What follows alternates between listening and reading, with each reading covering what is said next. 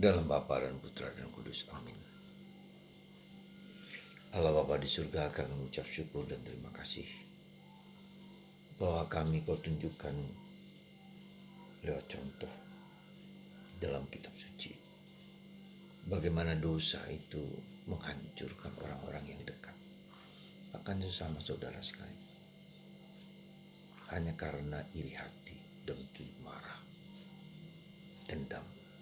Bantu kami ya Bapa untuk mengatasi sumber kejahatan dalam hati kami manusia. Bantu kami untuk tidak tergiur, tergoda oleh kekuatan jahat. Terpujilah namamu kini dan sepanjang segala masa. Para saudara, iri hati, dengki, kemarahan, dan sifat-sifat dosa itu juga bisa terjadi dalam keluarga kita. Dalam relasi, kedekatan, bahkan suami istri, ya orang tua dengan anak, dan sesama saudara. Dan itu terjadi dalam bacaan pertama hari ini, bagaimana Yusuf yang sangat disayangi oleh bapaknya Yakub menjadi sumber iri hati bagi saudara-saudaranya yang lain. Apalagi ketika Yusuf memiliki kemampuan untuk bermimpi, dan mimpinya itu disampaikan kepada saudara-saudaranya bahwa seperti pohon dalam tanda petik padi, gandum, dan ke-12 saudara dan 11 saudara yang lain bertunduk kepada satu gandum yang berdiri tegak, dan itu Yusuf. Sikap bapaknya Yakub yang memberi favorit, yang memberikan kelebihan, yang memberikan perlakuan yang lebih kepada Yusuf daripada kepada yang lain. Dan apa yang terjadi? Maka Yusuf mau dibunuh. Ketika Yusuf membawa makanan untuk saudara-saudara yang sedang menggembalakan domba di Dotan, Yusuf ditangkap. Bajunya yang bagus itu dilucuti, dan dia hampir dimasukkan di sumur yang kering, tetapi tidak jadi. Kemudian akhirnya dijual kepada orang Mesir, orang Midian. Dijadikan budak di sana. Di sana dia jadikan budak kemudian dijual kepada anggota kerajaan Firaun. Dan di sana juga dia mendapat godaan yang tidak kecil ketika istri dari tuan rumahnya, Potifar, yang ingin melakukan hubungan badan dengan Yusuf. Dan Yusuf tidak mau. Yusuf difitnah, dimasukkan penjara. Tapi justru di penjara inilah dia kemudian kemampuan menafsirkan mimpi itu menjadi kuat lagi. Kemudian nanti kita lihat bagaimana kemudian dalam besok bacaan yang selanjutnya besok, bagaimana kemudian Yusuf menafsirkan mimpi raja tentang saatnya raja kerajaan itu akan makmur, tapi kemudian akan kekeringan dan rakyat menderita. Dan Yusuf menafsirkan dengan tepat apa maksud mimpi raja. Maka kemudian Yusuf yang taat kepada Yahweh kemudian dijadikan perdana menteri, menjadi orang penting. Maka Yusuf kemudian melakukan penanaman gandum dan dimasukkan ke dalam gudang-gudang penyimpanan.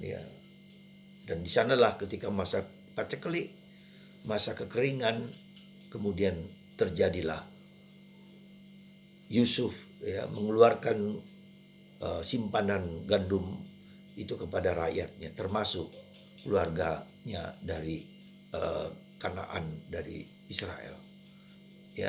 Saudaraku terkasih dalam Kristus, sekali lagi ketujuh dosa itu keiri hati yang hari ini ditampilkan antara saudara pun, entah karena seseorang yang saudaranya lebih hebat, lebih jagoan, lebih pintar, lebih dan orang tua seringkali salah mendidik, memberikan perlakuan istimewa kepada saudara yang lain, dan itulah menimbulkan kesulitan, menimbulkan pertentangan, menimbulkan iri hati, dan kemudian menimbulkan pembunuhan bahkan. Dan kita tahu ini problemnya Yakub dengan anak-anak itu juga problem kita semua di dalam masyarakat kita. Bagaimana seringkali terjadi saudara saling membunuh, saling memfitnah, saling karena warisan. Ya, itu tiap bisa terjadi di mana-mana. Jadi para saudaraku terkasih dalam Kristus, mari kita dalam masa prapaskah ini ngecek dalam diri kita sendiri. Apakah ada dorongan-dorongan ya, dendam, marah, kemudian iri hati, ya, cemburu, serakah, kikir, cabul, ya, amarah, sombong, ya, malas. Jadi semua itu ada dalam diri kita yang kita diajak untuk menjadi PK dan untuk mengakui di hadapan Tuhan, mempersembahkan kepada Tuhan, dan kita mohon ampun atas segalanya. Itu karena menimbulkan ketidakdamaian, menimbulkan pertentangan, dan menimbulkan kerusakan-kerusakan di antara kita.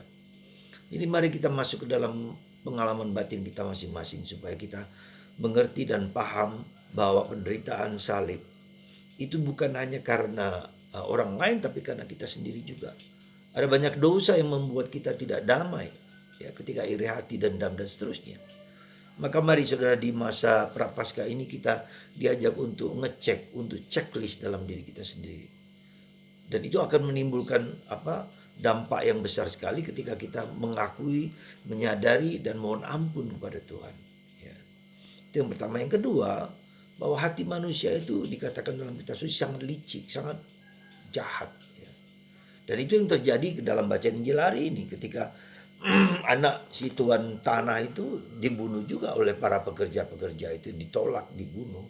Ya, utusan-utusan tuan tanah itu juga dibunuh. Ya. Anaknya kesayangan pun dibunuh. Maka dikatakan, maka dihancurkanlah para pekerja yang telah menghancurkan si anak itu. Jadi Allah telah melakukan begitu banyak kebaikan-kebaikan manusia, tetapi ditolak oleh manusia. Bahkan anaknya sendiri, Yesus Kristus, juga ditolak, dibunuh, disalibkan dengan kejam dan keji. Sekali lagi itu menunjukkan kelicikan hati kita manusia. Bila kita tidak bertobat dan tidak mengakukan semua itu akan menimbulkan malapetaka bagi hidup kita. Ya. Kita dihukum juga dengan bukan karena dihukum karena Tuhan jahat, tapi karena perbuatan kita masing-masing. Sekali lagi saudara, hati manusia itu licik, hati manusia itu jahat. Maka mari kita jangan membiarkan hati kita dipengaruhi oleh kuasa-kuasa dari diri kita sendiri atau dari luar diri kita yang membuat kita semakin jauh jatuh dalam dosa, dalam benih-benih dosa. Sekali lagi, semoga Tuhan mengingatkan kita untuk menggunakan kesempatan waktu yang berharga ini untuk semakin mencintai Tuhan sendiri. Tuhan memberkati kita semua dalam kuasanya, supaya hati kita menjadi hati yang lembut, hati yang penuh pengampun, hati yang memaafkan, dan hati yang mau mengakui dosa-dosa kita. Tuhan memberkati kita semua dalam nama Bapa dan Putra dan Roh